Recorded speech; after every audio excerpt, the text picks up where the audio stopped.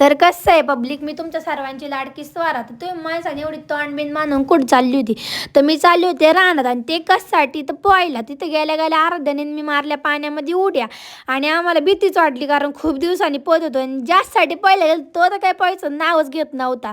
त्याने परवाकड तिकड तोंड केलं. त्याच्यानंतर मम्मी उतारली विहिरीमध्ये, आणि त्याच्यानंतर त्याचे हे दोन मित्र भाग कसे पोहत होते आणि ह्या सगळ्या क्लिप्स अंशा काढत होती. तर अंशा त्याचे क्लिप काढत होती. तो म्हणला बाजूला अरे सरका, मला अंशा पोहता येत नाही, बघायला. तुला काय ढकलून देईन मी. आणि त्याच्यानंतर आम्ही पोहण्याचा एवढा आनंद घेतला. त्याच्यानंतर तो पळून गेला. तर त्यांनी आराध्याची चैन पकडली, आणि ती चैन तर त्यांनी तोडलीच. त्यांनी लय येड्यागत करत होतो प्रमाणाच्या बाहेर.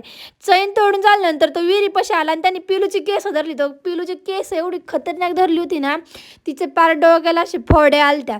आणि त्याच्यानंतर त्यांनी टणटणीच्या झाडाला हत्यारं बनवलं. त्यांनी टणटणी झाडं ले करून गेलं. तो काय पाहायचं नावच घेत नव्हतं. नंतर मम्मीनी त्याला एवढा मारला, एवढा त्याला कधीच मारला नव्हता. त्याच्यानंतर मम्मी त्याला पोहायला हे करत होती. तो काय पोहायचं हे करत नव्हता, आणि त्यांनी काय विहिरीत उडी टाकली नाही. मग घरी गेला त्याला एवढा मारला.